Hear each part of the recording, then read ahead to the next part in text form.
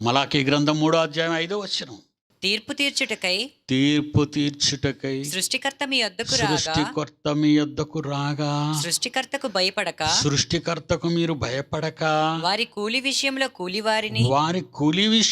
కూలివారిని విధవరాండ్రను భర్తలను పోగొట్టుకున్న వాండ్రను తండ్రి లేని దిక్కులేని వారిని బాధపెట్టి పరదేశులకు అన్యాయం చేయి వారి మీదను పరదేశులకు, నీ దేశం కాని వాళ్ళు నీ దగ్గరకు వస్తే, నీ ఊరు కాని వాళ్ళు నీ దగ్గరకు వస్తే పరదేశులకు అన్యాయము చేయు వారి మీదను దృఢముగా శిక్షించునని సృష్టికర్త సెలవిచ్చుచున్నాడు. చాలా ఉన్నాయండి. అయితే దేవుని మనస్సులోని ఇన్ని బాధలు దాచుకొని క్రీస్తు పూర్వం నుంచి క్రీస్తు శకం 2020 వరకు ఆయన గుండెల్లోని ఇంత వేదన దాచుకొని బయటపడుతున్నాడండి. మీతో చెప్పమని. ఏమండి, చెప్పడానికి మా కష్టం, చెప్పటానికి దేవుడు నాకు ఇచ్చిన బలం. మీ పాదాల దగ్గర మీ ఇంటికి చేరడానికి పెట్టుబడి నా పిల్లలు. వాళ్ళు పేదవాళ్ళండి, కనుకనేనండి మేము క్షేమంగా ఉన్నాం. దేవుని పనులు చేసుకుంటూ పోతున్నాం. దేవుని మనస్సును ఎరిగిన వారముగా, ప్రపంచ ప్రజలకు దేవుని మనస్సు తెలిపే వారంగా దేవుడు మాకిచ్చింది ఎంత గొప్ప పదవండి. మా కోసం మృత్యువు లేని లోకం ఎదురు చూస్తుంది. కష్టాలు కన్నీళ్లు లేని లోకం ఎదురు చూస్తుంది.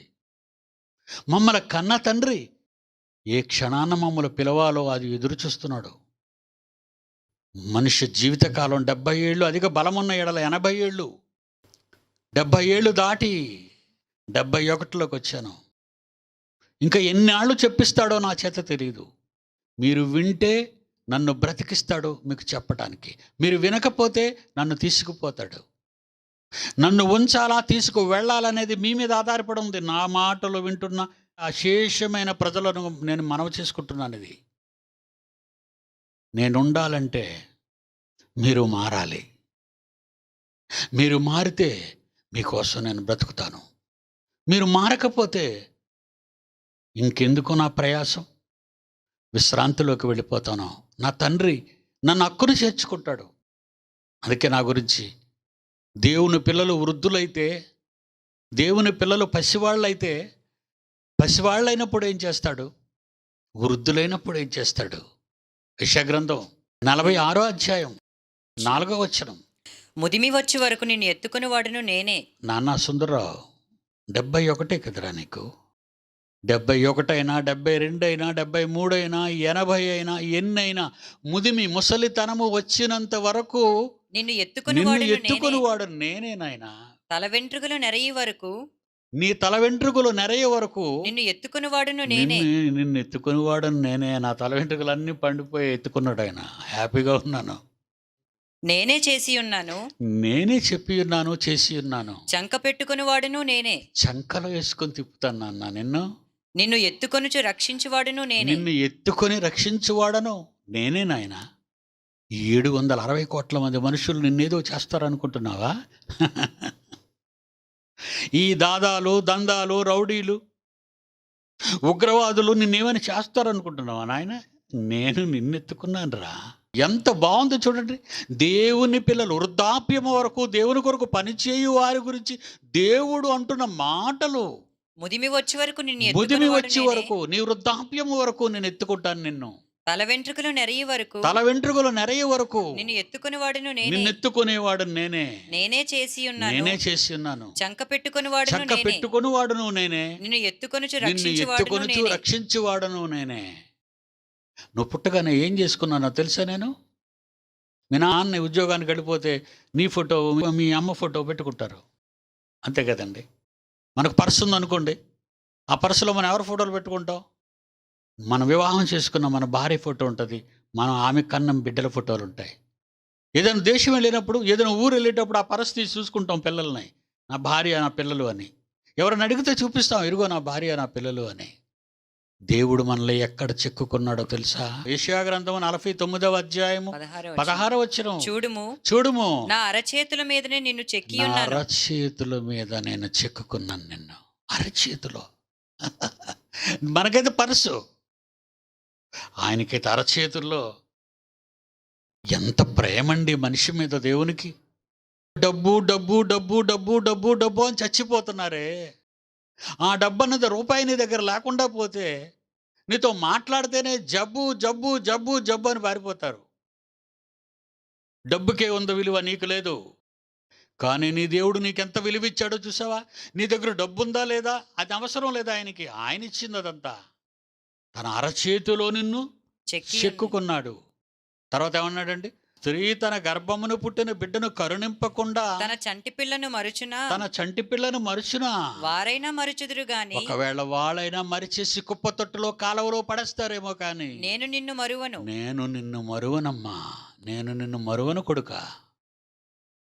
ఎంత మంచి దేవుడండి, ఎంత మంచి లవ్లీ ఫాదర్ అండి ఆయన. మనకి పిలుస్తున్నాడండి రమ్మని.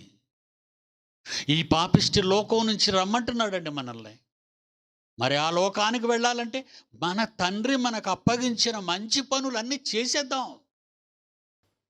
నా పిల్లలు పేదవారండి. ఎందుకు అన్నదానాలు, ఎందుకు రక్తదానాలు, ఎందుకు అవయవదానాలు? నా పిల్లలందరికీ అదే నేర్పించానండి. ప్రపంచవ్యాప్తంగా నా పిల్లలందరికీ అదే నేర్పించాను.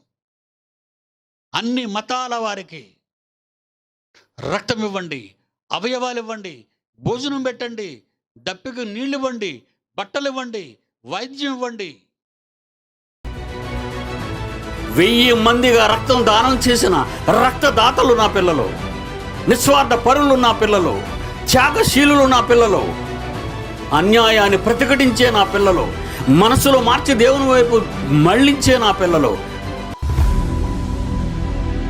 మనిషికి రక్తం కావాలంటే ఎన్నో బ్లడ్ బ్యాంక్స్ ఉన్నాయి, బ్లడ్ డొనేట్ చేయమంటున్నారు. మరి పాపానికి కూడా రక్తం కావాలి. ఈ పాపానికి భూమి మీద మొట్టమొదటిసారిగా బ్లడ్ డొనేట్ చేసింది ఎవరో తెలుసా? నా యేసుక్రీస్తు.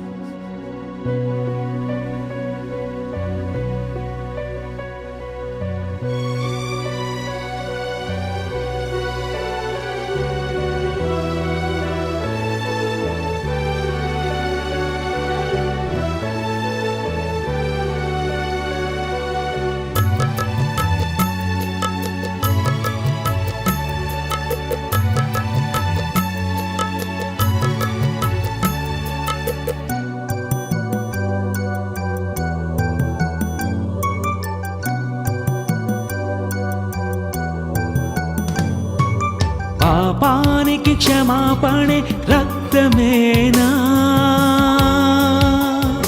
మనిషి పాపానికి ఆత్మకు నరకమేనా?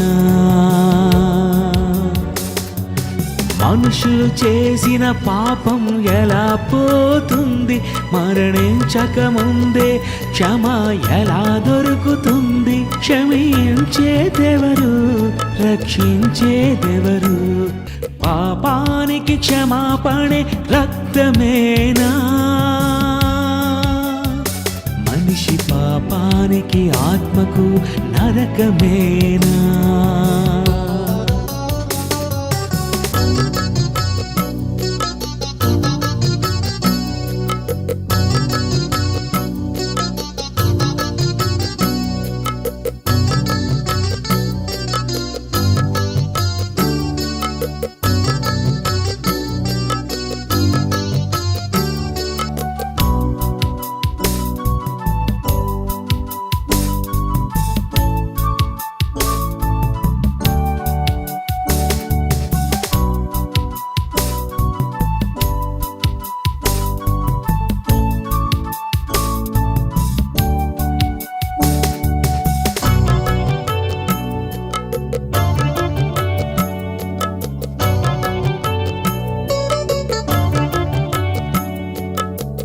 ఈరోజు ఇంత పెద్ద ప్రోగ్రామ్ని కండక్ట్ చేసిన all India true council trust వారికి కృతజ్ఞతలు తెలుపుతున్నాము దాత్రి ఫౌండేషన్ నుంచి.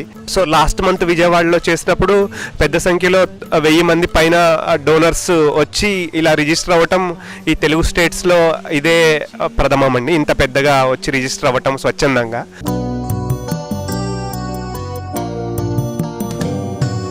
మనిషికి కావాలి ఆహారం, ఆహారం కలిసింది రక్తంలో. అవయవాలకందించి ఆరోగ్యమిచ్చి ఏ గ్రూపు వారికైనా ఆహారం పనిచేసి దేహానికి ప్రాణం అంటుంది. ఏ ప్రాణం ఇచ్చినది దేవుడని అంటుంది. చేసావు పాపం, పాపమైంది జీవితం. చేసావు పాపం, కడగాలి యేసు రక్తం. రక్తమే వెళుతుంది అవయవాలన్నిటికీ. అవయవాల పాపాలను రక్తమే కడగాలి. పాపుల కోసం రక్తం ఇచ్చిందెవరు? పాపులను ప్రేమించి ఇచ్చిందెవరు? ఎందరో ఆ తండ్రి పిల్లలు మీకు తమ్ముళ్ళు, చెల్లెళ్ళు, అన్నలు, అక్కలు ఉన్నారు. వాళ్ళెవరో కాదు, మన తండ్రి పిల్లలు. వాళ్ళ ఆకలిని తీరుద్దాం రండి.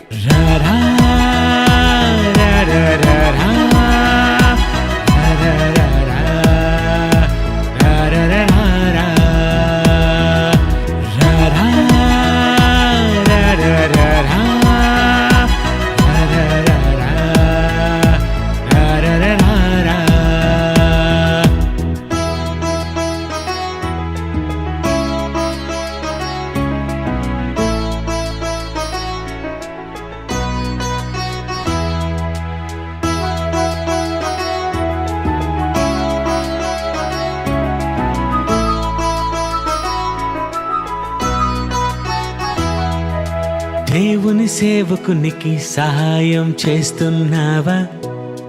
ఒక సహోదరునికి ఇస్తే యేసుకిచ్చానని గుర్తించావా? దేవుని సేవకునికి సహాయం చేస్తున్నావా? I'm Auto Raja from Bangalore. I'm very happy to give a thanks to All India True Christian Council and Jayshali Shri P.D. Sundara. He called me, he honored me before thousands of people. It's a great blessing for me.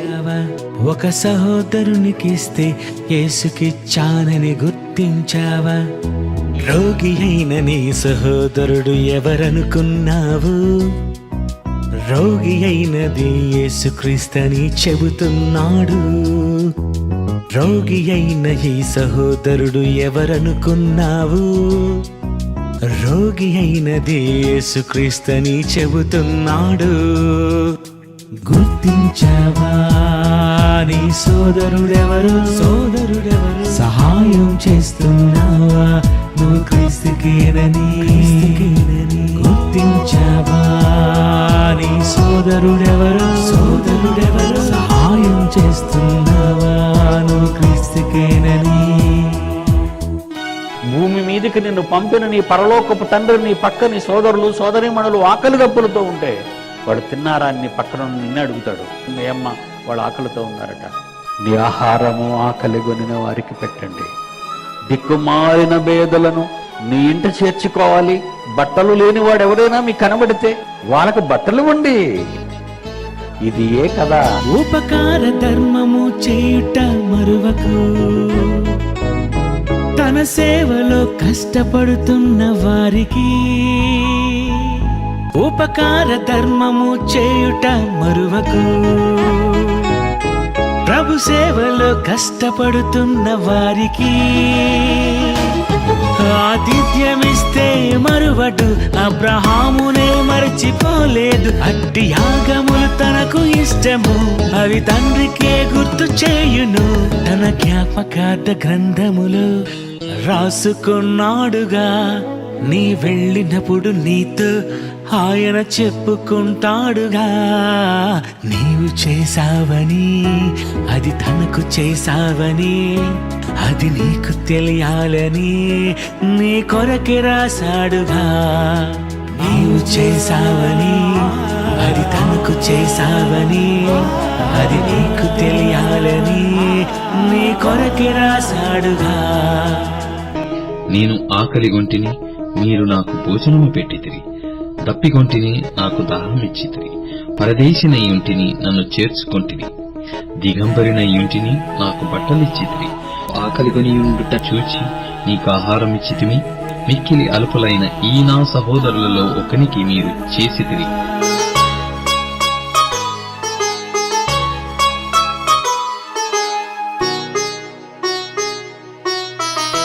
బీదలనందరిని కనికరించు వారిని తనకు అప్పిచ్చువానిగా తండ్రి ఎంచును.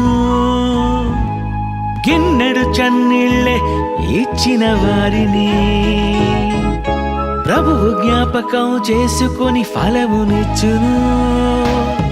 తన సేవకులకు నీవిచ్చిన సహోదరులను ప్రేమించిన అల్పులైన వారికి చేసిన ధర్మ కార్యాలన్నీ చేరును.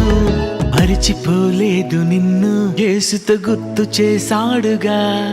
నా తండ్రి చేత ఆశీర్వాదం పొందారని అన్నాడుగా. నీవు చేశావని తన మాట విన్నావని నీ కష్టమిచ్చావని నువ్వు శ్రమలు పడ్డావని నీవు చేశావని అది తనకు చేశావని నీ కష్టమిచ్చావని నీ కొరకే రాశాడుగా. కరోనా విజృంభణ అనేది భారతదేశంలో విజృంభించే పరిస్థితుల్లో విజయనగరం జిల్లా మోదవలసలో ఉన్న జైశాలి ఇంటర్నేషనల్ సిటీ 800 మంది బెడ్స్తో సహా అక్కడ ఉండటానికి 2 క్యాంపస్లో 2 పెద్ద బిల్డింగులు ఉన్నాయి. All India true Christian council తరఫున మేము ఈ 2 బిల్డింగులు ప్రభుత్వానికి ఇవ్వటానికి సిద్ధపడుతున్నాం.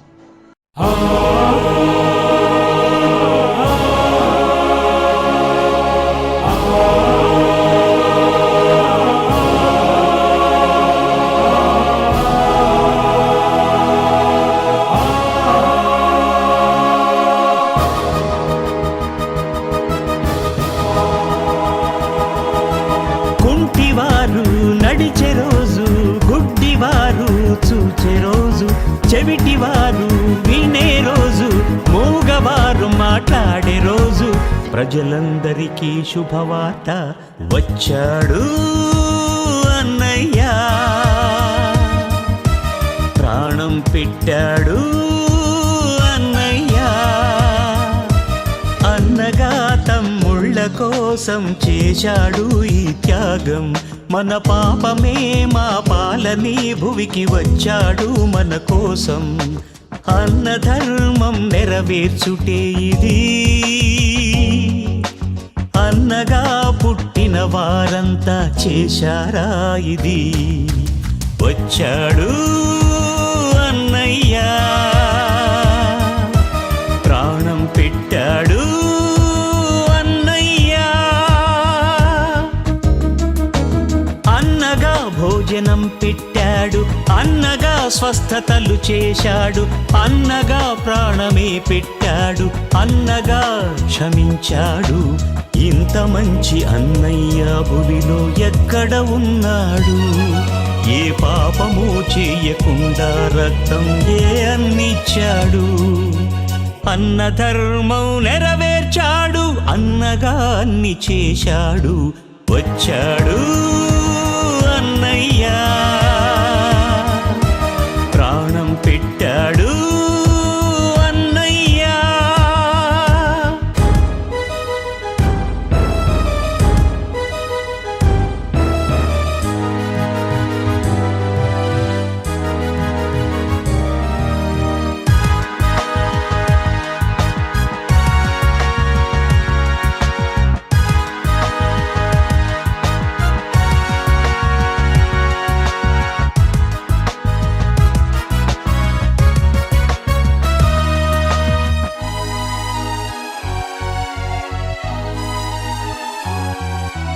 తమ్ముడిని అన్నయే చంపాడు, తమ్ముడిని అన్నలే అమ్మారు, అన్నలే చంపుతూ ఉన్నారు. అన్నగా ఏం చేశారు? యేసులాంటి అన్నయ్య భువిలో ఎక్కడ ఉన్నాడు? ఎదుటి మనిషిని ప్రేమించమని యేసే చెప్పాడు. కరుణామయునిగా క్షమించాడు, దైవముగా బ్రతుకమన్నాడు. వచ్చాడు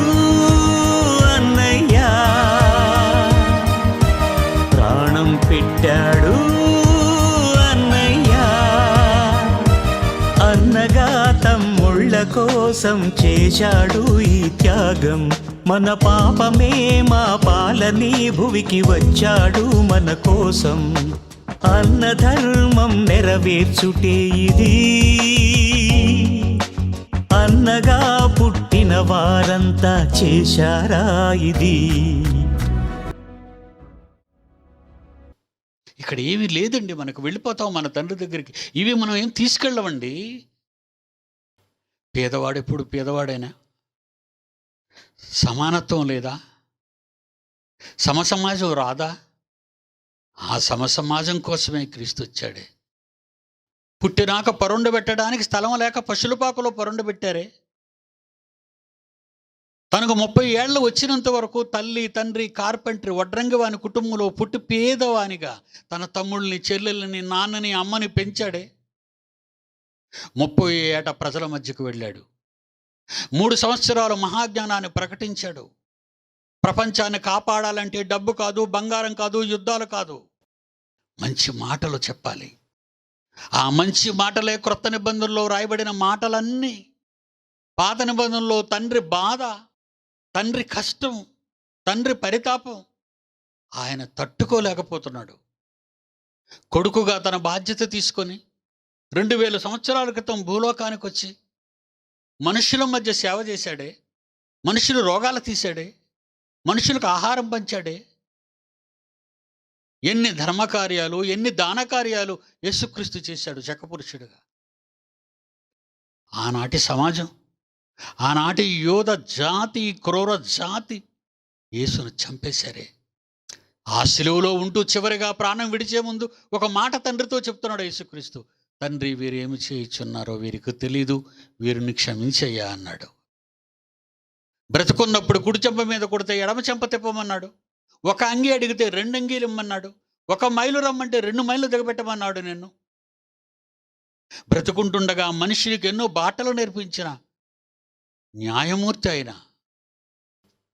చంపడానికి సిలువెక్కించారు యూద జాతి రోమా ప్రభుత్వ అధికారాలతో. సిలువ మీద ఉన్నాడు, ముళ్ళ కిరీటం పెట్టారు. అప్పటికే ఎన్నో కొరడా దెబ్బలు కొట్టారు. 2 చేతులకు మేకులు వేశారు, కాళ్లకు సీళ్ళు వేశారు, బల్లెం పోటు పొడిచారు. ఆఖరి క్షణాల్లో ప్రాణాన్ని తండ్రికి అప్పగించుకుంటూ తన ఆత్మను దేవుని దగ్గరికి వెళ్ళిపోతుంది. అప్పుడు అంటున్నాడు, తండ్రి, వీరేమి చేయుచున్నారో వీరికి తెలియదు తండ్రి, వీరిని క్షమించండి. What a love it is. చివరిగా ఒక విషయాన్ని మీతో పంచుకోవాలనుకుంటున్నాను. దోచుకున్న వారినే చూశారు. ఈ చివరి ఘట్టంలో దోచుకున్నది ప్రజలకు పంచేవారిని మీరు చూస్తారు.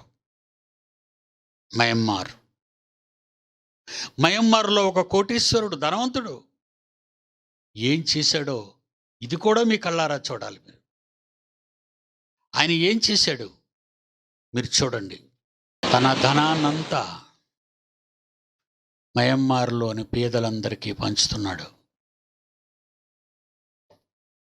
నిరుపేదలైన వారిని రమ్మన్నాడు. ప్రతి వారికి తాను సంపాదించిన ధనాన్నంతా పంచుతున్నాడు. ఎంతమంది బారులు తీరి ఉన్నారో చూడండి. ధనవంతులారా, మీరు పంచాలనుకుంటే పంచగలరా? మీరు పంచాలి. 1వ శతాబ్దంలో ఎందరో భక్తులు తమ చరస్థిరాస్తులు అమ్మి వాటి వెల తెచ్చి పంచారు. ప్రారంభ శతాబ్దంలోని దేవుని పిల్లలకు, పేదలకు. ఇదిగోండి ఆయనేనండి.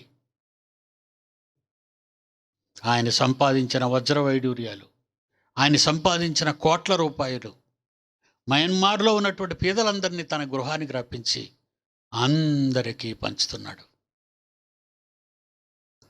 మీరు మారరా? ఆయనలా మీరు మారలేరా? మీకు సరిపోయింది ఉంచుకోండి, మిగతాది ప్రజలకు పంచండి. దేవుని పిల్లలారా, మేము మిమ్మల్ని ప్రేమిస్తున్నావారా? సమసమాజం అనే మాటల్లో చెప్పుకుంటున్నారే కానీ జీవితంలో నిజంగా రాలేదండి. అది అంత అన్యాయం, అక్రమం, మోసం, హత్యలు, మానభంగాలు. దేవుడిచ్చిన ఈ దేహాన్ని దయ్యాల గుడిగా మార్చావు. ఆ దేహాన్ని సమాజంలో పుట్టిన నీ చాటి సోదర సోదరీమణులకు దాని కష్టాన్ని ఇవ్వవా, దాని సహాయాన్ని అందించవా? అప్పుడే నీవు నిత్య జీవానికి వెళతావు. నమస్కారం. మా ఫోన్ నంబర్స్ 0891 2745 745.